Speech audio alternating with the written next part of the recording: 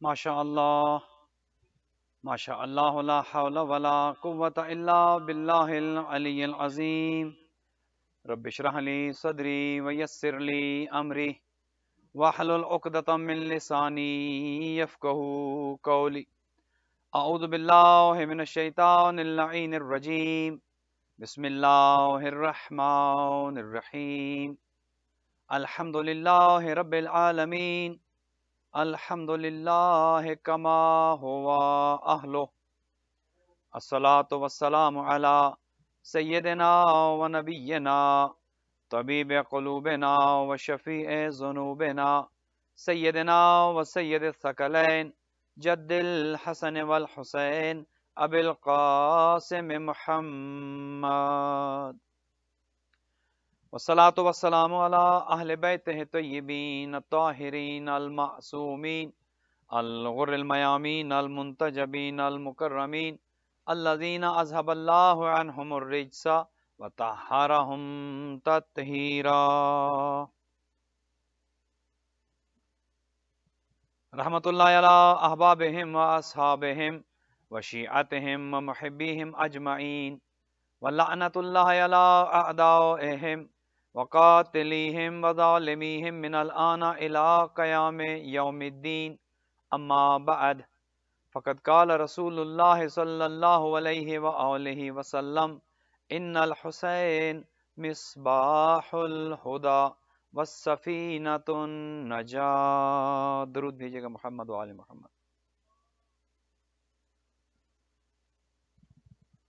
مومنین مومنات، خداوند متعال سے دعا گو ہوں بحق محمد و اہل بیت محمد، آپ تمام مومنین و مومنات جو اس وقت خاتون جنت سینٹر میں بیٹھے ہیں، موجود ہیں اور یہ مجلس دیکھ رہے ہیں لائیو، یا اپنے اپنے گھروں میں موجود ہیں اور زوم ایپ پر آپ اس مجلس کو دیکھ اور سن رہے ہیں، یا بعد میں سوشل میڈیا پر جہاں جہاں بھی اس مجلس کو دیکھا اور سنا جائے گا، خدا آپ سب کو اجر جزیل عطا فرمائے۔ جو بیمار ہیں خدا انہیں شفا عطا فرمائے، جو مقروض ہیں ان کے قرض ادا ہوں، جو تنگ دست ہیں رزق حلال خداوند متعال انہیں نصیب کرے۔ آج کی مجلس کے اسپانسر جناب شیخ عامر صاحب کے مرحومین کی خدا مغفرت فرمائے، شیخ صاحب کے مال و رزق میں برکت عطا فرمائے، ان کی اولادوں کو نیک اور صالح رکھے، ان کے گھر پر رحمتیں اور برکتیں نازل ہوں، اور خداوند متعال ہر طرح کی پریشانی، بیماری، مصیبت، آفات و بلیات ارضی و سماوی سے انہیں محفوظ و مامون رکھے۔ اس کے علاوہ جتنے بھی مومنین و مومنات خاتون جنت سینٹر کے ساتھ تعاون فرما رہے ہیں ان ایام عزا میں، محرم کی مجالس میں، محرم کے پروگرامز میں، یا اس کے علاوہ دیگر پروگرامز میں تعاون کرتے ہیں، خدا کبھی کسی کو کسی انسان کا محتاج نہ کرے، سب کو خدا اپنے خزانوں میں سے رزق کثیر عطا فرمائے، اور ان کا یہ خرچ اخراجات، ان کی نظر نیاز اور ان کی خدمات اپنی بارگاہ میں منظور و مقبول فرمائے۔ خاتون جنت کے جتنے بھی والنٹیئرز ہیں خدا ان سب کو اجر عطا فرمائے اور اس خدمت کو ان کے لیے ذخیرہ آخرت قرار دے۔ جس طرح ماشاءاللہ خاتون جنت کی بہترین انداز میں خدمت ہو رہی ہے، جتنے بھی والنٹیئرز ہیں، خود چودھری امتیاز صاحب سمیت ماشاءاللہ بہترین انداز سے ایام عزا کی مجالس کا پروگرام ہو رہا ہے، اس کے علاوہ بھی جتنے بھی ولادت شہادت کے، ماہ رمضان، جو بھی سلسلے ہوں، خاتون جنت ماشاءاللہ بڑھ چڑھ کر پروگرام پیش کرتا ہے، اپنی کمیونٹی کی تمام ضروریات کو مد نظر رکھتے ہوئے کمیونٹی کی سروس میں پیش ہے۔ خداوند متعال آپ کو اور اس کی خدمت کرنے والوں کو سب کو اجر جزیل عطا فرمائے، اور خصوصاً چودھری صاحب کو طول عمر عطا فرمائے اور ان کی توفیقات کو متعالی فرمائے۔ دنیا کے جس جس کونے میں اہل بیت علیہ الصلوۃ والسلام کا ذکر ہو رہا ہے، خدا تمام ذاکرین کو، عزاداران کو، ماتمداروں کو، نواخواں حضرات کو، سب کو اپنی حفاظت میں رکھے اور شر اعداء سے محفوظ و مامون رکھے۔ ہمارے زمانے کے امام حضرت مہدی دوران عجل اللہ تعالی فرجہ الشریف کے ظہور میں تعجیل فرمائے، ہمیں اور ہماری اولادوں کو امام کے اعوان و انصار میں قرار دے۔ اپنی ان تمام دعاؤں کی قبولیت کے لیے بلند تر صلوات۔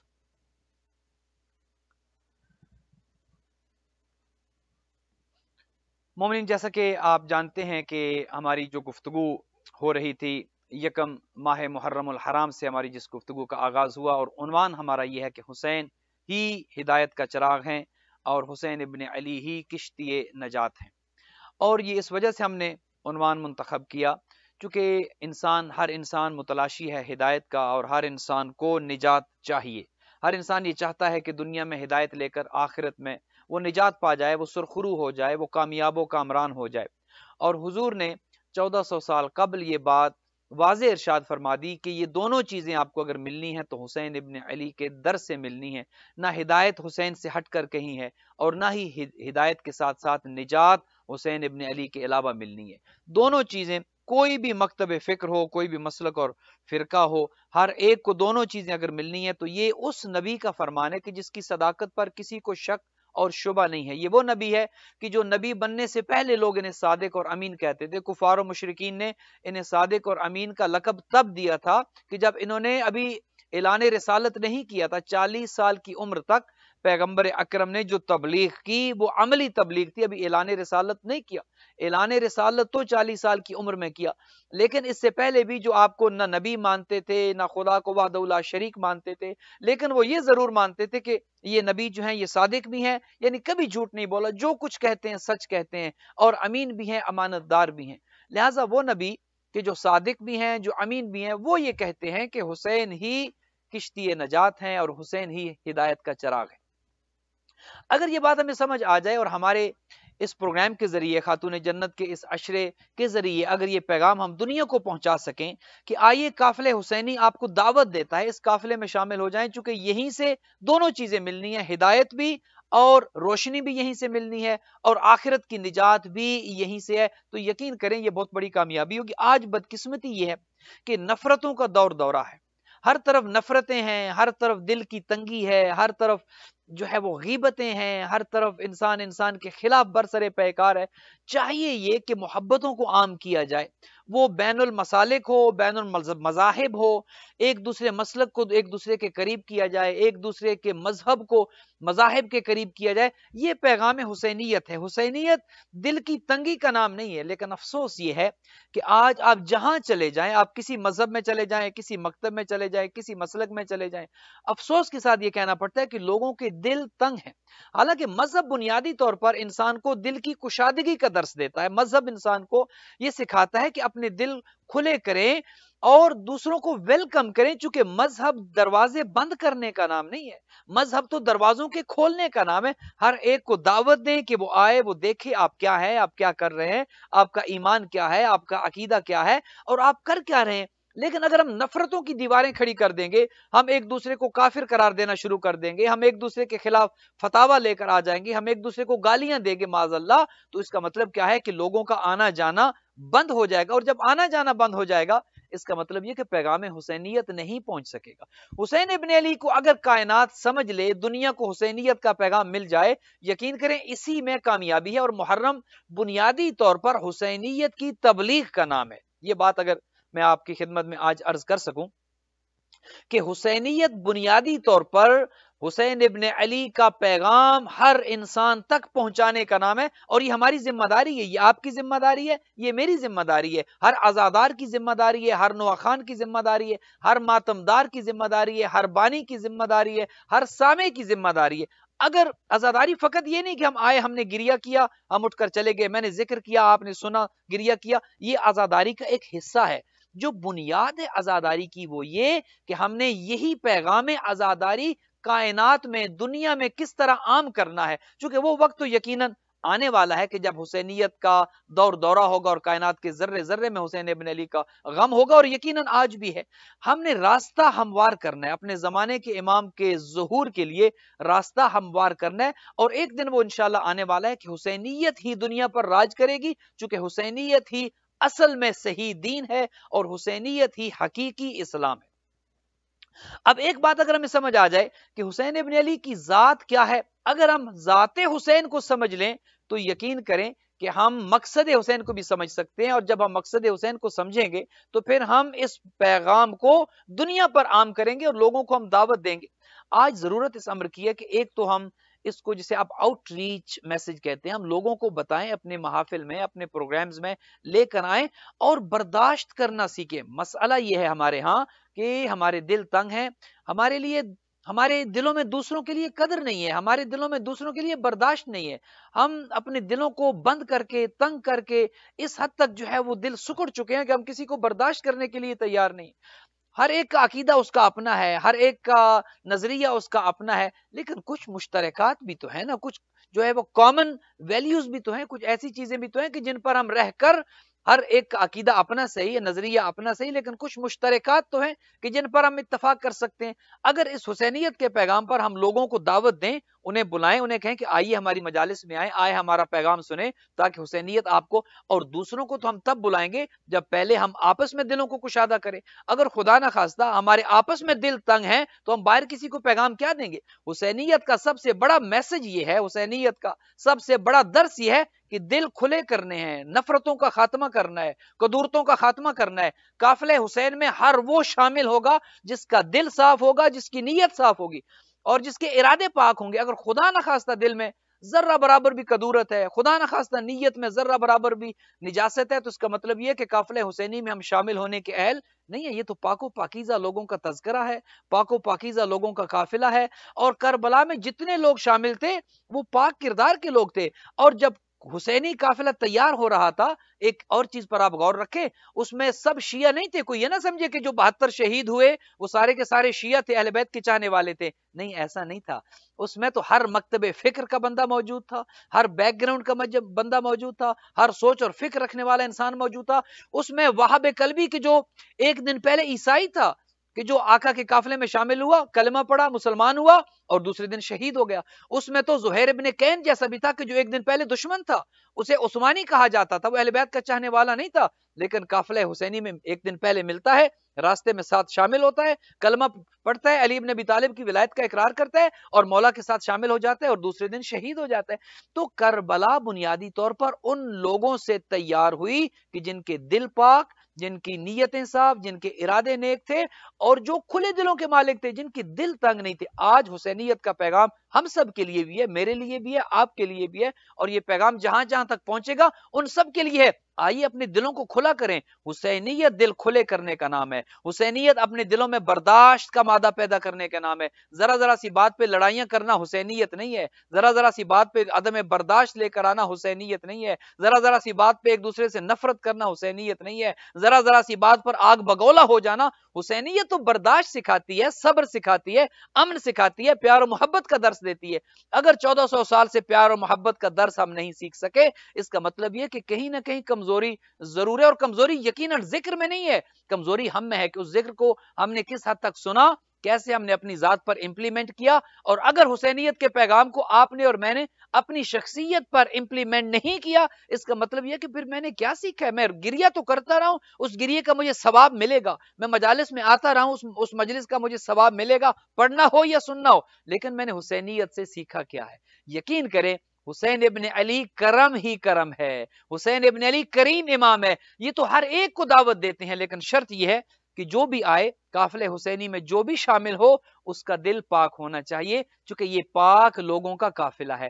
حسین ابن علی کا ایک خاصہ یہ کہ آقا کریم ہے، کریم امام ہے، جیسے اللہ کریم ہے۔ اللہ سبحانہ و تعالیٰ نے اپنے لیے ایک لفظ قرآن میں استعمال کیا کہ هو الکریم، وہ کریم ہے، اللہ کریم ہے، کریم اسے کہتے ہیں۔ اور اسی طرح سید الشہداء امام حسین علیہ السلام بھی کریم ہے، وہ خالق ہے تو کریم ہے، یہ مخلوق ہے تو کریم ہے۔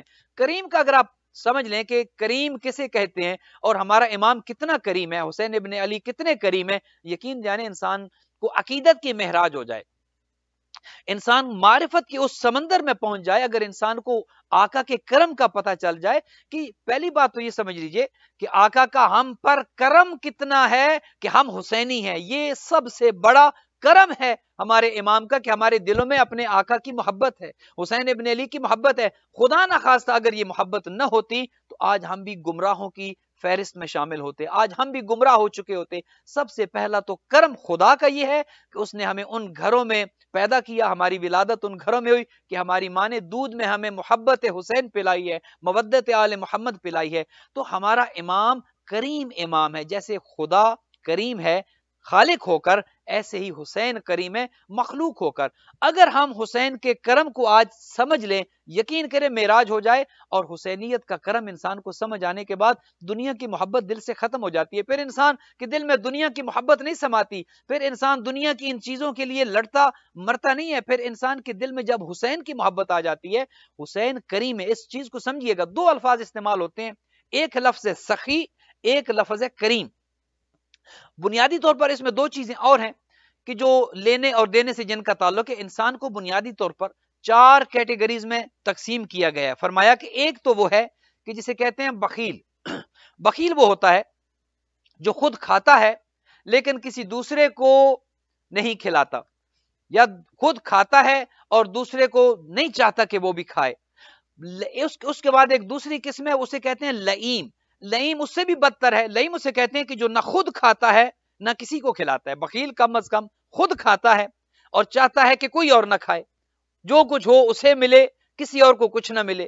لئیم جو ہے انسانوں کی دوسری جو کیٹیگری ہے, لئیم وہ ہے کہ جو نہ خود کھاتا ہے نہ کسی کو کھلاتا ہے.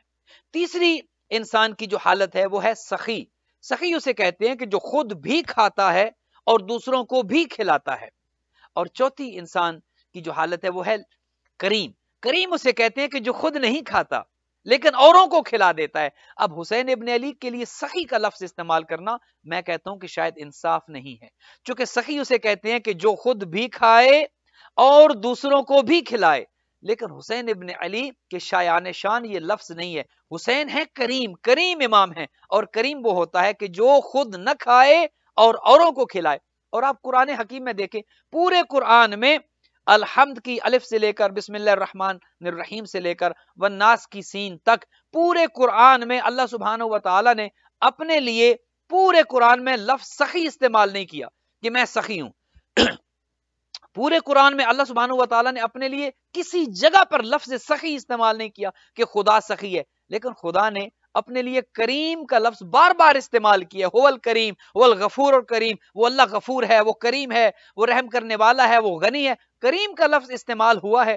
خدا نے اپنے لیے سخی, چونکہ سخی وہ ہوتا ہے جو خود بھی کھاتا ہے اوروں کو بھی کھلاتا ہے.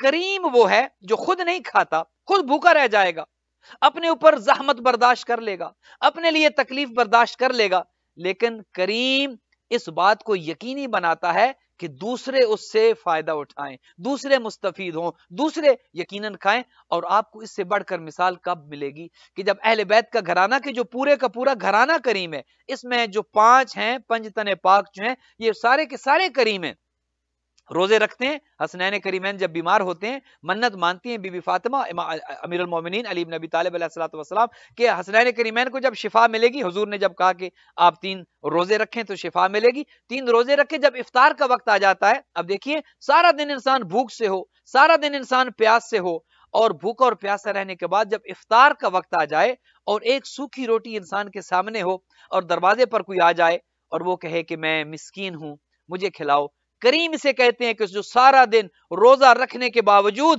ایک روٹی سے افطار کرنے کا جب وقت آئے اپنے آپ کو بھوکا رہنا جو ہے وہ قبول کر لے اور تسلیم کر لے, لیکن وہ روٹی اس مسکین کو جا کر دے دے کہ جو باہر گلی میں آیا ہے. دوسرے دن بھی یہی ہو کہ سارا دن روزے سے رہے اور کوئی آ کر یہ کہ, اور قرآن کی آیت آ جائے کہ وَيُطْعِمُونَ الطَّعَامَ عَلَىٰ حُبِّهِ مِسْكِينًا وَيَتِيمًا وَأَسِيرًا, کبھی مسکین بن کر کوئی سائل آ جاتا ہے, کبھی یتیم بن کر کوئی سائل آ جاتا ہے, کبھی اسیر بن کر کوئی سائل آ جاتا ہے. اور یہ 3 روزے رکھنے کے بعد جب افطار کا وقت آتا ہے تو وہ جو روٹی ان کے پاس ہوتی ہے وہ کبھی مسکین کو دے دیتے ہیں, کبھی یتیم کو دے دیتے ہیں, کبھی اسیر کو دیتے ہیں, خود نہیں کھاتے. کیوں؟ سخی ہوتے تو ہو سکتا ہے آدھی خود کھا لیتے, آدھی سائل کو دے دیتے. یہ ہے کریم, سخی سے بڑھ کر ہے کرم, یہ کریم ہے. لہذا جو بھی ان کے پاس آتا ہے یہ خود بھوک برداشت کرنا تسلیم کر لیتے ہیں لیکن اوروں کو کھلاتے ہیں. اسی لیے جو بھی دروازے حسین ابن علی پر آ جائے گا یقین کریں یہ تو کرم ہی کرم ہے. حسین کو سمجھنے کے لیے میں اکثر یہ عرض کرتا ہوں کہ انسان کو انسان ہونا چاہیے, مذہب کی قید نہیں, مکتب مسلک کی قید نہیں. انسان کو روشن فکر ہونا چاہیے, انسان کو باضمیر ہونا چاہیے, انسان کو کھلے دل کا ہونا چاہیے. جب انسان یہ تمام فرقوں کے تعصب سے آزاد ہو کر حسینیت کو سمجھے گا تو حسینیت سمجھ آئے گی. لیکن جب دل تنگ ہوں گے, جب انسان کی فکر جو ہے وہ محدود ہوگی, حسینیت پھر سمجھ نہیں آئے گی. حسینیت کسی بھی مکتب مسلک یا مذہب سے ہٹ کر جب آپ حسینیت کو سمجھیں گے تو یہ تو کرم ہی کرم ہے, ہر ایک کے لیے, وہ اپنا ہو یا وہ بیگانہ ہو, وہ ماننے والا ہو وہ نہ ماننے والا ہو. حسین ابن علی کرم ہی کرم ہے. اور اس کی وجہ یہ ہے کہ اس گھرانے کا تعلق اس قبیلے سے ہے, اس خاندان سے ہے کہ جن کے صدقے میں خود کائنات بنی ہے. اب ان کا ہی کرم ہے کہ کائنات آج وجود میں ہے. آج اگر آپ کا وجود ہے تو یہ کس کا کرم ہے؟ خود اہل بیت کا کرم ہے. آج اگر ہم سب کا وجود ہے، کائنات کو رزق مل رہا ہے، آج اگر نظام ہستی چل رہا ہے تو یہ مرہون منت ہے حسین ابن علی کا، یہ کرم ہے حسین ابن علی کا کہ آج کائنات کا نظام چل رہا ہے. چونکہ یہ پورے کا پورا گھرانہ کریم ہے. علی ہیں تو کریم ہے، حسن ہیں تو کریم ہے، حسین ابن علی ہیں تو کریم ہے، اور خود خاتون جنت کا کرم تو کائنات کے ذرے ذرے پر ہے. خود اہل بیت ائمہ یہ کہتے ہیں کہ ہم پر ہماری جدہ کا کرم ہے، چونکہ یہ پورے کا پورا گھرانہ کریم ہے. اور یہ بات ذہن میں رہنی چاہیے کہ کریم وہ ہے جو خود نہ کھائے اور دوسروں کو کھلائے، اور اتنا کھلائے کہ پھر انسان کو حاجت نہ رہے. آج شاید یہی وجہ ہے کہ دوسرے لوگ بھی کائنات میں بڑے بڑے لوگ ہیں، بڑے بڑے سخی لوگ ہیں، اور بڑے بڑے ایسے ہیں کہ جن کو تاریخ نے بڑے اچھے اچھے ناموں سے یاد رکھا ہے. آج تک ان کی سخاوت کے تذکرے موجود ہیں اور مشہور ہیں، لیکن ان کی سخاوت کی ایک حد ہے، ان کی سخاوت کی ایک لمٹ ہے، ان کی سخاوت کسی موقع پر آ کر ختم ہو جاتی ہے. لیکن یہ کتنا کریم گھرانہ ہے، 1400 سال سے ان کا کرم جو ہے وہ دنیا پر تقسیم ہو رہا ہے اور تقسیم ہوتا چلا جا رہا ہے. جو بھی آتا ہے اس دروازے سے خالی واپس نہیں جاتا. اولاد کی غرض سے آتا ہے، اولاد لینے کے لیے آتا ہے، انہی کے وسیلے سے اولاد ملتی ہے. رزق لینے آتا ہے، غربت کی شکایت لے کر آتا ہے، اسی دروازے سے انہی کی وسیلے سے رزق لے کر جاتا ہے.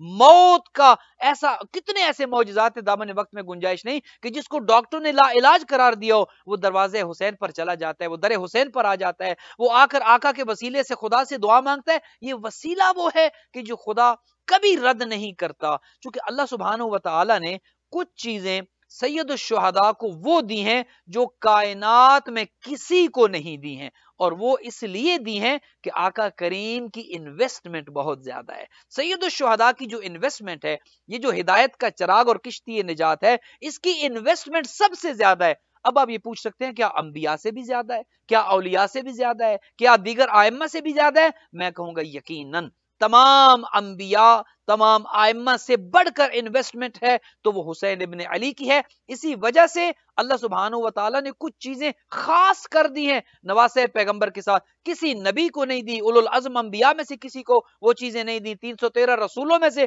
کسی کو وہ چیزیں نہیں دی. خود علی ابن ابی طالب کے لیے وہ چیزیں نہیں رکھی، دیگر ائمہ کے لیے وہ چیزیں نہیں رکھی جو خاص کر سید الشہداء کو وہ چیزیں دی ہیں. اور ان میں سے ایک چیز یہ ہے، اور یہ آقا کریم کی سید الشہداء کے کرم کی وجہ سے، ان کی شہادت کی وجہ سے، ان کی انویسٹمنٹ کی وجہ سے اللہ نے جو چیزیں نہیں دی، ان میں سے ایک چیز ہے فرمایا الامامت فی ذریتہ.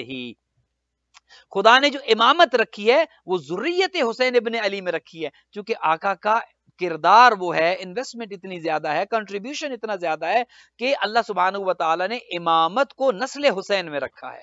یہ کربلا کی عظیم قربانی کے بدلے میں ایک چیز جو اللہ نے آقا کریم کو دی ہے وہ یہ ہے ان کے کرم کی وجہ سے کہ ان کی نسل میں الامامت فی ذریتہ. دوسری چیز جو اللہ نے انہیں دی ہے وہ یہ ہے کہ اجابت دعا تحت قبتہ، کہ ان کے قبے کے نیچے، گنبد کے نیچے اجابت دعا کو رکھا ہے. جو کوئی جاتا ہے، جو حاجت لے کر جاتا ہے، لیکن شرط یہ کہ وہ حاجت شرعی اور غیر شرعی چیز انسان نہ مانگے، حرام کا سوال نہ کرے. جو جاتا ہے، اور میں تو خود اس چیز کا شاہد ہوں، میں نے جو چیزیں ناممکنات میں تھی، میں نے تحت قبہ جا کر وہ دعائیں کی اور خدا نے وہ دعائیں قبول کی ہیں. چونکہ یہ اللہ نے آقا کریم کو یہ چیز خاص عنایت کے طور پر دی ہے، اجابت الدعاء تحت قبتہ، کہ دعا کی اجابت گنبد حسین کے نیچے، وہ جو گنبد سید الشہداء اس کے نیچے جو دعا کی جائے، آقا کریم کا کنٹریبیوشن اتنا ہے، کردار وہ ہے، انویسٹمنٹ اتنی زیادہ ہے، ہر وہ دعا قبول ہوتی ہے. یہ اللہ نے خاص رکھا ہے سید الشہداء کے لیے. ان کی انویسٹمنٹ کی وجہ سے امامت رکھی، ان کی ذریت میں ایک اجابت دعا رکھی، اور یقینی قرار دیا کہ جو بھی گنبد سید الشہداء کے نیچے جا کر ان کا واسطہ دے کر خدا سے دعا کرے گا وہ دعا یقیناً قبول ہوگی. اور تیسری چیز تو وہ رکھی جو کائنات میں کہیں اور نہیں ملتی، یہ بھی حسین کا کرم ہے. اب دیکھیے کتنا بڑا کرم ہے حسین ابن علی کا. آپ دیکھیے مکہ چلے جائیں، مکہ کی اگر آپ مٹی لے کر کھانا چاہیں گے، ہر مولانا آپ کو کہے گا، ہر آیت اللہ آپ کو کہے گا، وہ شیعہ ہو یا سنی ہو، سب کہیں گے کہ بھئی مٹی کا کھانا حرام ہے، مٹی آپ نہیں کھا سکتے۔ آپ مسجد نبوی چلے جائیں، وہاں کی مٹی اٹھا کر کھانا چاہیں، ہر ایک آپ سے کہے گا کہ حرام ہے، نہیں کھا سکتے۔ آپ نجف اشرف چلے جائیں، وہاں کی مٹی اٹھا کر کھانا چاہیں، ہر ایک کہے گا حرام ہے، نہیں کھا سکتے۔ آپ مشہد مقدس چلے جائیں، وہاں کی مٹی اٹھا کر کھانا چاہیں، ہر ایک کہے گا کہ حرام ہے، نہیں کھا سکتے۔ آپ سامرہ چلے جائیں، امام حسن عسکری وہاں پر موجود ہے، امام علی نقی وہاں پر موجود ہے، آپ وہاں کی مٹی کھانا چاہیں، ہر ایک کہے گا حرام ہے، نہیں کھا سکتے۔ آپ جنت البقیع چلے جائیں، جہاں پر ہمارے ائمہ دفن ہیں، جہاں پر خود خاتون جنت کی قبر ہے، مٹی اٹھا کر کھانا چاہیں، ہر ایک کہے گا شیعہ ہو یا سنی حرام ہے، نہیں کھا سکتے۔ آپ کاظمین شریفین چلے جائیں، دیکھیے جتنے ہمارے ائمہ ہیں، کتنے مقدس مقامات ہیں، مٹی کھانا چاہیں گے، ہر ایک یہ کہے گا شیعہ ہو یا سنی حرام ہے، نہیں کھا سکتے۔ لیکن اللہ سبحانہ و تعالیٰ نے یہ عظمت بھی سید الشہداء کو دی ہے، یہ کرم بھی سید الشہداء کو دی ہے کہ ہر جگہ کی مٹی کو کھانا حرام قرار دیا، لیکن آقا کریم کے لیے کہا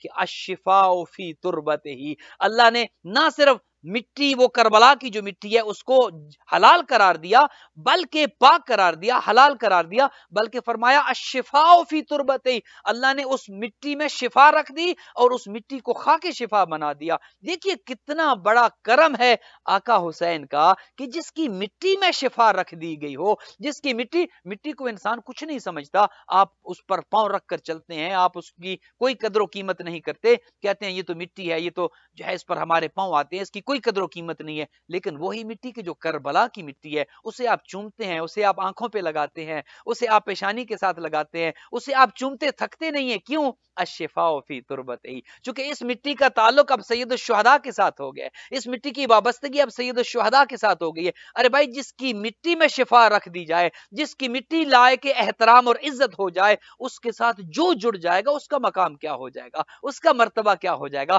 اس کی عزت کتنی بڑھ جائے گی۔ اگر مٹی حسین کے ساتھ منسلک ہو جائے تو خاک شفا بن جاتی ہے، اگر کوئی قوم حسین کے ساتھ مربوط ہو جائے، اگر کوئی قوم حسین کے ساتھ متمسک ہو جائے تو وہ کتنی لائق احترام ہو جائے گی۔ یہ کرم ہے حسین ابن علی علیہ الصلوۃ والسلام کا کہ اللہ نے ان کی ذریت میں امامت کو رکھا، اللہ نے ان کے قبے کے نیچے اجابت دعا کو رکھا، اور اللہ سبحانہ و تعالی نے ان کی خاک میں شفا رکھ دی ہے۔ اور یقین کریں، اگر آپ یقین کے ساتھ خاک شفا کو کسی بھی بیماری کے لیے کھائیں گے، شفا کے طور پر اس خاک کو اگر آپ استعمال کریں گے یقین کے ساتھ، افسوس یہ ہے، اور آپ جانتے ہیں، اور ہم اپنے ساتھ ایک درود بھیجیے گا محمد و آل محمد علیہ الصلوۃ والسلام پر۔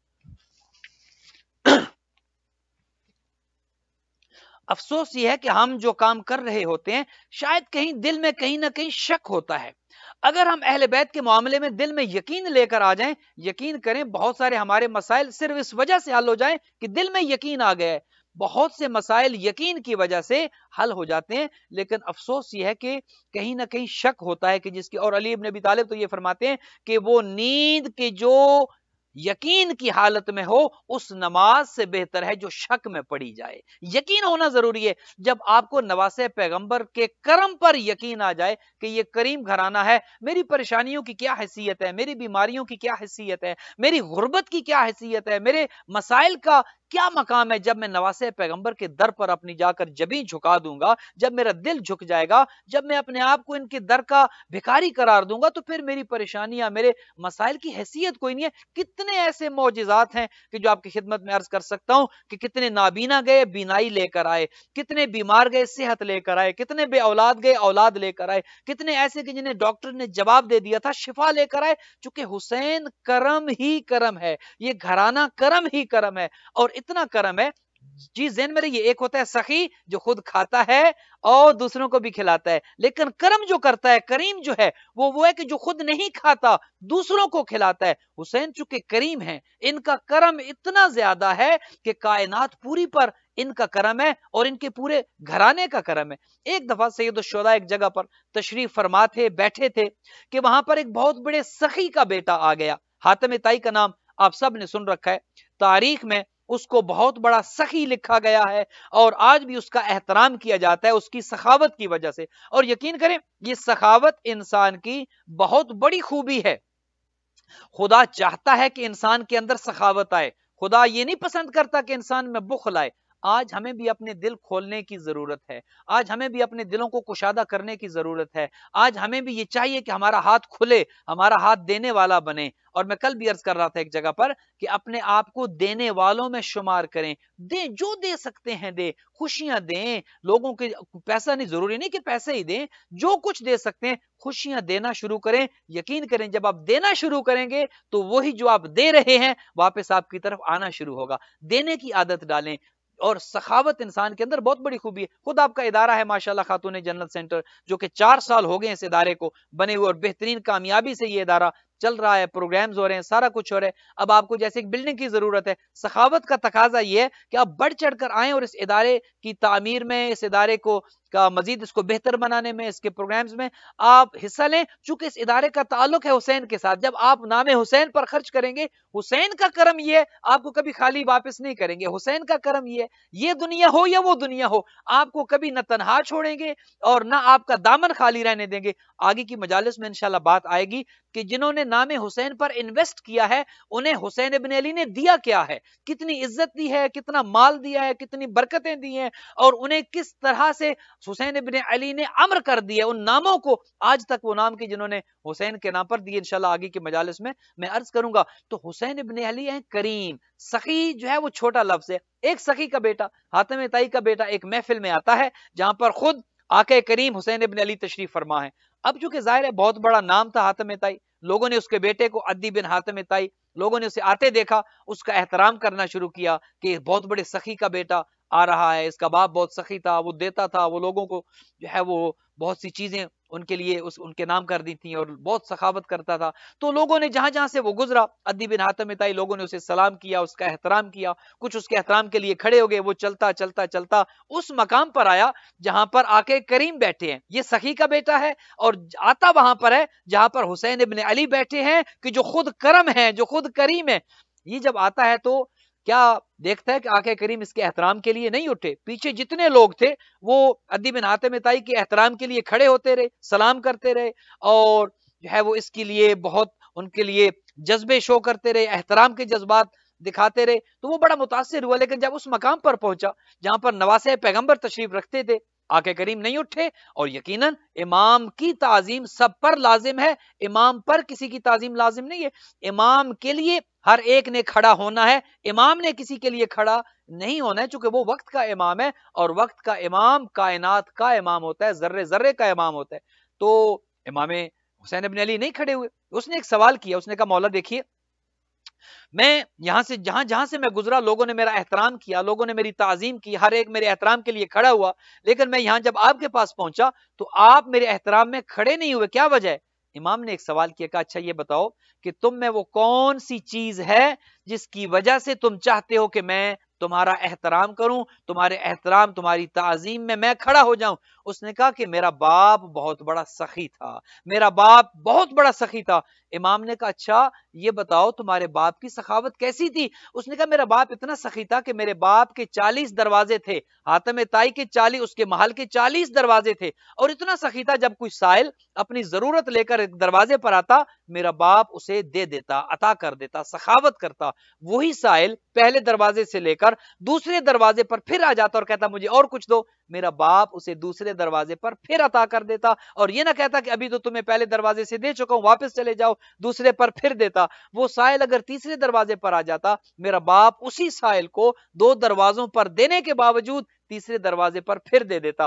تو حاتم طائی کا بیٹا عدی یہ کہتا ہے کہ میرا باپ 40 دروازوں پر اگر وہی سائل بار بار گھوم پھر کے آتا میرا باپ ہر دروازے سے اسے دیتا، چونکہ میرا باپ سخی تھا۔ امام نے کہا کہ اچھا تمہارے باپ کی سخاوت یہ تھی کہ سائل کو 40 دروازوں پر بلاتا اور 40 دروازوں پر دیتا، یہ تمہارے باپ کی سخاوت تھی۔ اب سنو کہ ہم کس گھرانے سے تعلق رکھتے ہیں، وہ تمہارا باپ وہ تھا جو سائل کو 40 دروازوں کے چکر لگواتا، پہلے دروازے سے دیتا اور دوسرے دروازے پر سائل پھر جاتا۔ دوسرے دروازے پر جانے کی نوبت تب آتی ہے جب پہلے سے ناکافی دیا گیا ہو، اگر پہلے سے اتنا زیادہ دے دیا گیا ہو کہ حاجت پوری ہو جائے پھر دوسرے دروازے پر کوئی نہیں جاتا، اگر سائل دوسرے پر جاتا पता चला पहले दरवाजे से कम दिया था, साहिल दूसरे दरवाजे पर आया, दूसरे पर फिर दिया, साहिल तीसरे पर चला गया, पता चला दूसरे दरवाजे पर फिर कम दिया, अभी हाजत रह गई है। कहा तुम्हारा बाप हातिम ताई वो था जो साहिल को 40 दरवाजों के चक्कर लगवाता और कम देता ताकि साहिल अगले दरवाजे पर आए। कहा आप सुनोगे मेरा बाप कौन है? कहा मेरा बाप अली इब्न अबी तालिब है और मैं उस घराने का फर्द हूं। मेरा बाप 40 दरवाजों के चक्कर नहीं लगवाता, मेरा बाप साहिल को एक दरवाजे पर बुलाता और इतना ज्यादा दे देता कि साहिल को किसी दूसरे दरवाजे पर जाने की नौबत ही ना आती। मेरा बाप अली इब्न अबी तालिब वो है, क्योंकि यह है करीम घराना, यह है खानदान ही करम है। जिस तरह अली इब्न अबी तालिब करीम है, उसी तरह हुसैन इब्न अली करम है, करीम ही करीम है। और जो भी इस करीम घराने के साथ जुड़ जाता है, यकीन करें ये एक दरवाजे पर बुलाते हैं, और वो दरवाजा कौन सा है? वो दरे ज़हरा है, वो दरे अहले बैत है। ये वो दरवाजा है कि जहां पर खुद नबी मुकर्रम खड़े हो जाया करते और आयत ततहीर की तिलावत करते। जो इस एक दरवाजे पर आ जाए फिर उसे दुनिया में किसी और दरवाजे पर जाने की नौबत नहीं रहती, हाजत नहीं रहती। ये इतना देते हैं और सब देते हैं। यकीन करें, बात फिर वो है कि क्या हमें यकीन है या नहीं है। शक से आएंगे तो शायद कुछ ना मिले, यकीन लेकर जब आएंगे कि दीन भी इसी दरवाजे से मिलना है, दुनिया भी इसी दरवाजे से मिलनी है, आखिरत भी इसी दरवाजे से मिलनी है, औलाद भी इसी दरवाजे के वसीले से मिलनी है, रिज्क भी यही मिलना है, सेहत भी यही मिलनी है। शर्त यह है कि दिल में खुलूस होना चाहिए, नीयत साफ होनी चाहिए। जब दिलो दिमाग पाको पाकीज़ा लेकर इस दरवाजे अहले बैत पर आएंगे, हुसैन इब्न अली के दरवाजे पर आएंगे, यकीन जानिए हुसैन करम ही करम है। और हुसैन जब करम करते हैं तो फिर कोई हाजत नहीं रहती, फिर इंसान को इतना दिया जाता है कि इंसान का दामन भर जाता है, फिर इंसान को हर वो चीज मिल जाती है कि जो उसकी जरूरत होती है, दुनिया की कामयाबी हो या आखिरत की कामयाबी। चूंकि हुसैन की इन्वेस्टमेंट बहुत ज्यादा है, हुसैन की कुर्बानियां बहुत ज्यादा हैं। करबला का एक दिन जो रोजे आशूर है, उस दिन की अगर कुर्बानियों को देख लिया जाए कि आका करीम की इन्वेस्टमेंट कितनी ज्यादा है, तो शायद इंसान को इस चीज का एहसास हो जाए कि यकीनन तमाम अंबिया की मेहनतें एक तरफ और नवासे पैगंबर की इन्वेस्टमेंट एक तरफ। आज हुसैन इब्न अली की जिस इन्वेस्टमेंट का जिक्र करना है, उस शहीद का नाम है मुस्लिम बिन अकील, सफीर हुसैन। हाँ, सफीर हुसैन जिसे आका करीम ने अपना सफीर बनाकर, अपना मोतमिद बनाकर भेजा था कि जाओ मेरे भाई कूफा के हालात का जायजा लो। चूंकि कूफा वालों ने बहुत खत लिखे थे कि आका आ जाइए, हमारे दिल आपके साथ हैं। लेकिन जब मुस्लिम बिन अकील कूफा पहुंचते हैं, एक वक्त वो है कि 18,000 लोग हजरत मुस्लिम बिन अकील के हाथों पर बैत कर लेते हैं, अपनी वफादारी को जाहिर कर देते हैं। लेकिन अचानक हालात ऐसे तब्दील होते हैं कि लोगों ने बैत को तोड़ना शुरू कर दिया। वही लोग कि कल जिन्होंने खत लिखे थे और मुस्लिम से कहा था कि आका करीम को बुला लो, हम उनके लिए तैयार हैं, हम उनकी बैत करेंगे, वो हमारे इमाम बनकर यहाँ पर रहें। आज उन्हीं लोगों के दिल जो है वो आका करीम के खिलाफ हो चुके थे। एक वक्त वो था कि 18,000 लोगों ने बैत की और मुस्लिम बिन अकील के पीछे नमाज पढ़ी, और एक वक्त अज़ादारो वो आ गया कि मुस्लिम ने जो पीछे मुड़कर देखा, एक वक्त में सफ़ों की सफ़ें भरी थीं, और एक वक्त वो आया कि कोई एक भी मुस्लिम का साथी न था, मुस्लिम की मदद करने वाला एक भी न बचा था। क्योंकि कूफा के हालात तब्दील हो चुके थे, लोगों की हमदर्दियां तब्दील हो चुकी थीं। कुछ डर गए थे, कुछ खौफ की वजह से अपने घरों में कैद हो गए, कुछ को कैद कर लिया गया, हालात तब्दील हो चुके थे। अब मुस्लिम ने जब देखा कि अब तो मेरा साथ देने वाला कोई नहीं है, कूफा के हालात तब्दील हो गए, मुस्लिम की गिरफ्तारी के लिए फौजें तैयार हो गईं, दस्ते तैयार हो गए। अब जब मुस्लिम उठे तो कूफा की गलियों में अकेले हैं, अब मुस्लिम तने तनहा हैं, अब कोई नहीं जो मुस्लिम की मदद करे, अब कोई नहीं जो मुस्लिम का साथ दे,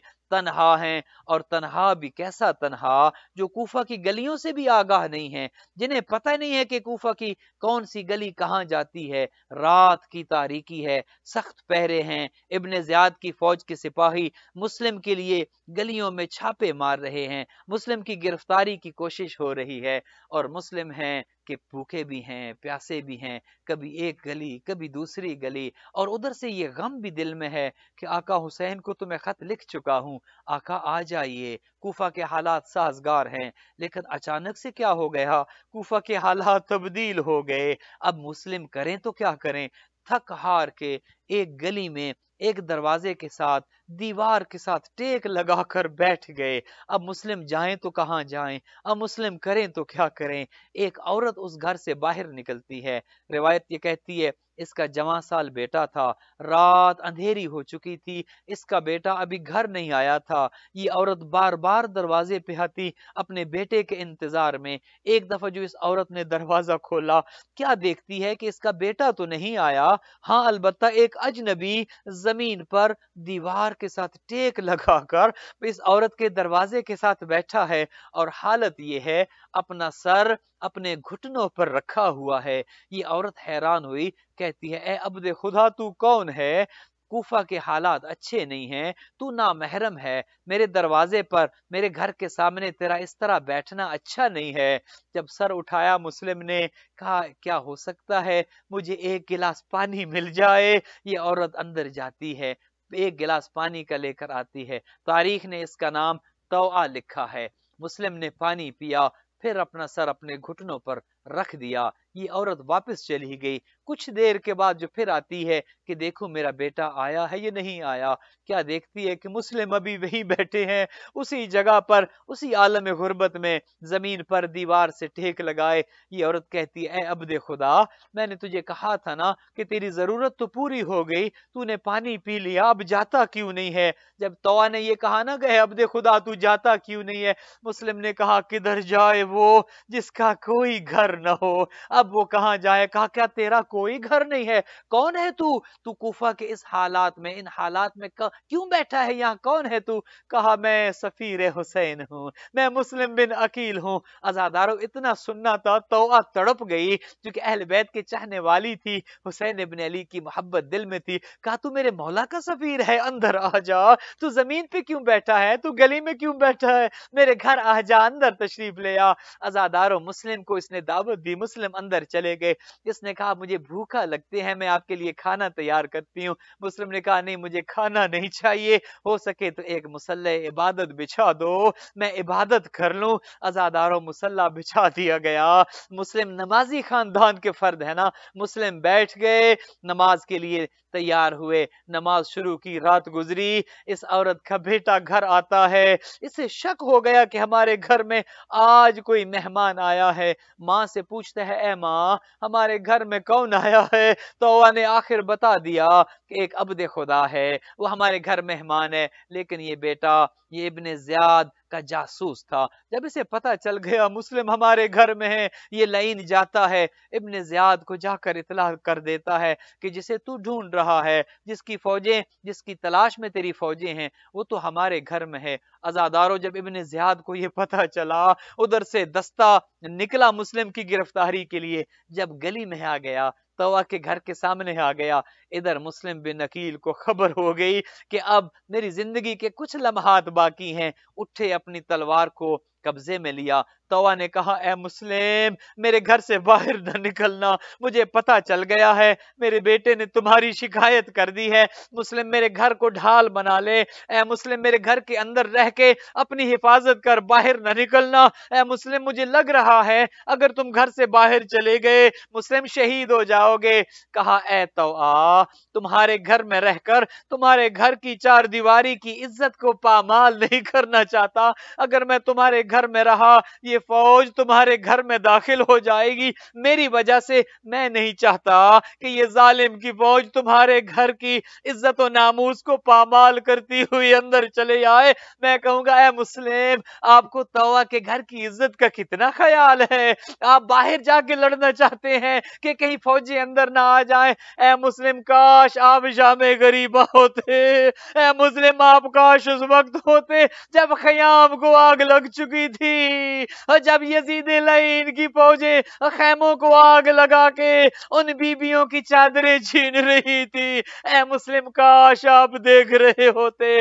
अजादारों मुस्लिम बाहर गए, लड़ते लड़ते अजादारों एक चाल के जरिए गड़ा खोदा गया, मुस्लिम को गिरफ्तार किया गया, दरबार में लाया गया। कहा अमीर को सलाम करो। मैं कहूंगा मुस्लिम आपकी गैरत को सलाम हो। मुस्लिम ने कहा नहीं मेरा अमीर कोई नहीं है سوائے حسین کے، امیری حسین و نعم الامیر، میرا امیر تو حسین ہے، مسلم کا سلام سوائے حسین کے کسی کو نہیں۔ عزادارو، مسلم کو گرفتار کیا گیا، دارالمارہ کی چھت پہ لایا گیا، مسلم کو شہید کر دیا جائے۔ ادھر حسین ابن علی کا قافلہ راستے میں تھا، ایک منزل پہ جو پہنچے، ادھر مسلم دارالمارہ کی چھت پر آ چکے ہیں۔ مسلم نے کہا مجھے 2 رکعت نماز پڑھنے دو۔ عزادارو، مسلم نے دارالمارہ کی چھت پہ 2 رکعت نماز پڑھی۔ نماز پڑھ کے آپ بھی زیارت پڑھتے ہیں نا، کہتے ہیں السلام علیکہ یا ابا عبداللہ۔ مسلم نے بھی اس جانب رخ کیا جہاں پر حسین ابن علی اس منزل پہ پہنچ چکے تھے۔ مسلم نے نماز مکمل کی، کہا السلام علیکہ یا ابا عبداللہ، اے آقا سفیر کا سلام قبول کرے، آقا آپ کا سفیر آپ پر اپنی جان قربان کر رہا ہے۔ عزادارو، ادھر ہوا نے مسلم کا پیغام، مسلم کا سلام حسین ابن علی تک پہنچایا۔ ادھر میرے آقا ایک مسند پہ بیٹھے تھے، کھڑے ہوئے، کہا علیک السلام یا اخی مسلم، میرے بھائی مسلم میرا بھی سلام ہو۔ حضرت عباس آگے آئے، کہا آقا کس کو سلام کا جواب دے رہے ہیں؟ کہا عباس دیکھنا چاہو گے؟ کہا مولا دکھائیے۔ کہا میری انگلیوں میں دیکھ۔ حضرت عباس نے دیکھا تو کیا دیکھا؟ عزادارو، جلاد کے ہاتھ میں تلوار ہے، مسلم کی گردن جھکی ہے، یہ تلوار چلانا ہی چاہتا ہے۔ عزادارو، غازی نے دیکھا تو تڑپ گئے، کہا مولا مجھے اجازت دے دے، میں اپنے بھائی کی مدد کو پہنچوں، میں مسلم کی مدد کو پہنچوں۔ کہا عباس کیا کرو گے؟ ذرا دیکھو کون بیٹھا ہے۔ عزادارو، غازی نے جو دیکھا تو کیا دیکھا؟ ایک بی بی ہے، کالے برقعے میں مستور ہے، اپنا دن میں لے لے گی، اور میرے حسین پر اپنی جان قربان کرنے والے مسلم، تیری ماں زہرائی ہے، لعنت اللہ علی القوم الظالمین، وسیعلم الذین ظلموا۔